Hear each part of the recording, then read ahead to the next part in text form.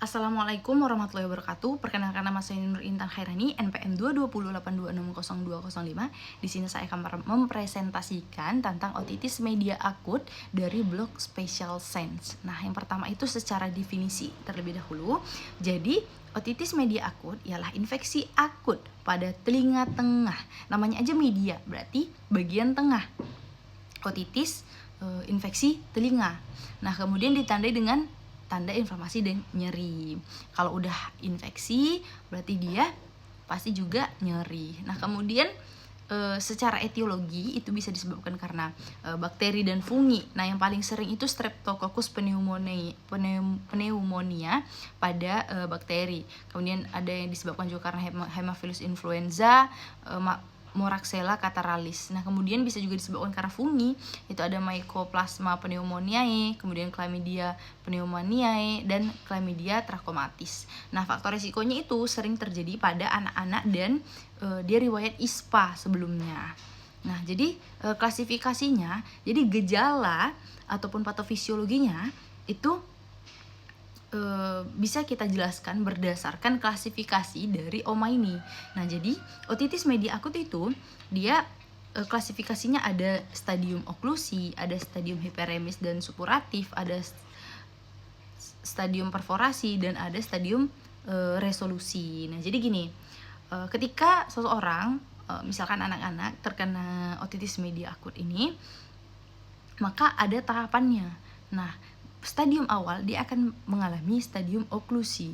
Nah, jadi stadium oklusi ini dia belum ada pendengaran, dia hanya mengalami sensasi telinganya itu terasa penuh. Nah, cuman dia karena telinganya terasa penuh, otomatis dia bakalan mengalami penurunan pendengaran kan. Nah, juga kalau misalkan stadium oklusi ini dia belum demam, makanya berarti kalau belum demam berarti belum infeksi dan belum ada terasa nyeri, hanya penurunan pendengaran dan telinga terasa penuh kalau di stadium oklusi ini. Nah, jadi patofisiologinya itu udah bisa kita jelaskan di klasifikasi ini juga dan gejala-gejalanya.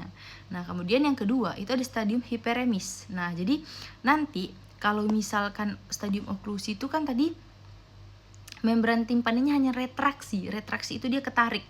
Nah, jadi waktu pada saat kita otoskopi, dia membran timpaninya retraksi. Nah, kemudian setelah stadium oklusi, dia stadium hiperemis. Namanya aja hiperemis. Hiperemis itu kan kemerahan kan. Nah, jadi pada otoskop nanti kita lihat membran timpaninya itu hiperemis atau kemerahan, udah merah dia.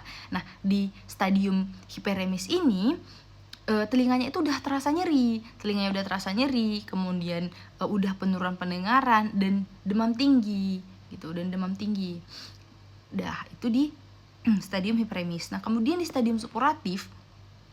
Nah, stadium supuratif ini kan tadi waktu oklusi dia ketarik retraksi. Kemudian waktu di hiperemis dia memerah. Nah, pada saat di stadium supuratif ini dia nyeri telinga itu semakin berat.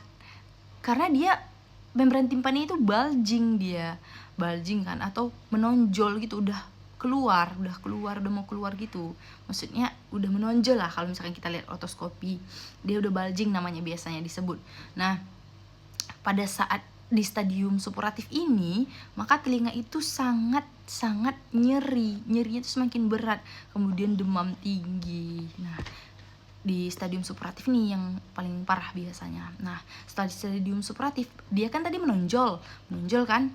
Nah, setelah menonjol, dia bisa pecah menjadi stadium perforasi namanya. Jadi pada saat otoskop nanti dia terdapat sekret. Nah, keluar cairan karena dia udah pecah kan, tadi bulging, kemudian dia pecah, ada keluar sekret dari telinga kita, maka dia stadium perforasi namanya.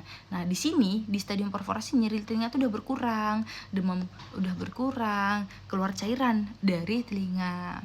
Nah, kemudian setelah itu stadium resolusi, ya kan, cairan telinga dikeluar, jadi perforasinya juga semakin menutup. Maka pada saat stadium resolusi ini kita observasi aja. Nah, jadi dia udah baik. Jadi pada saat pasien terkena OMA ini, dia bakalan datang sesuai sama stadiumnya gitu.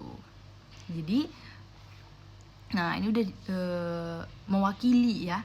Jadi pasien dengan gangguan kognitif, Down syndrome, ya kan, defisiensi sistem imun, kemudian karena dia terkena asap rokok, kemudian dia imunisasinya, ya kan, umurnya 6 sampai 16 tahun. Jadi ini sering terjadi pada anak-anak.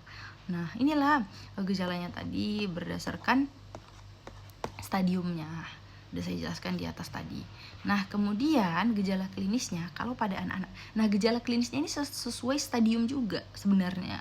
Kalau stadium perforasi gini, stadium oklusi dia tidak demam dan tidak nyeri, stadium supuratif dia udah nyeri, demam tinggi gitu. Cuman saya ambil di referensi lain, dia terbagi menjadi 2. Pada anak-anak dia tuh nyeri di dalam telinga, demam, riwayat batuk, riwayat infeksi lah ya, riwayat ISPA. Kemudian sering menangis anak-anaknya. Kemudian pada orang dewasa nanti telinga terasa penuh, kemudian infeksi saluran napas juga, dan demam.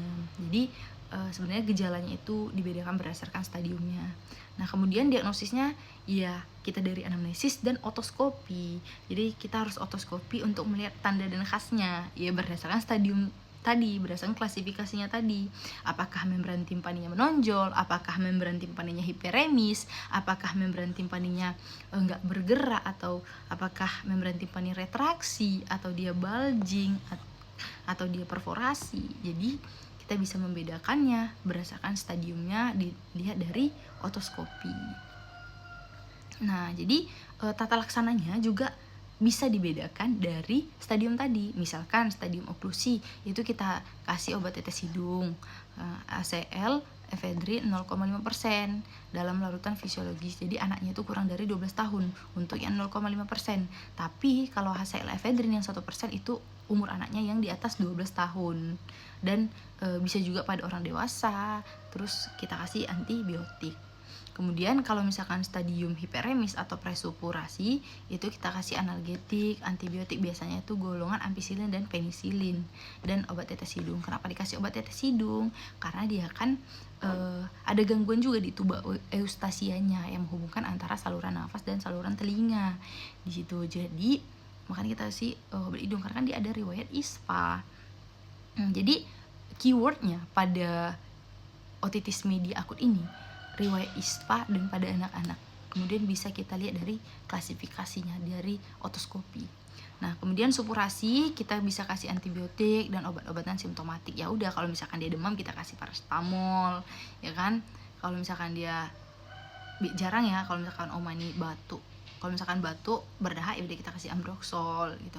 Kita bisa kan terus kalau misalkan pada stadium supuratif ini juga dapat kita lakukan miringotomi. Kalau misalkan membran timpani ini menonjol dan masih utuh gitu untuk mencegah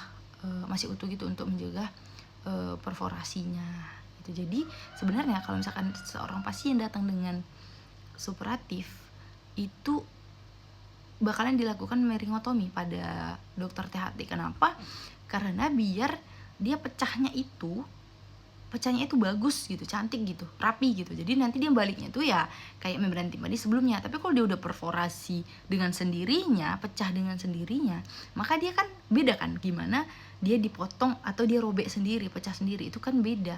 Jadi lebih baik di miringotomi untuk mencegah perforasi sendiri gitu. Nah, kalau misalkan stadium perforasi udah kita berikan H2O2 3% selama 3-5 hari dan kita berikan antibiotik yang adekuat.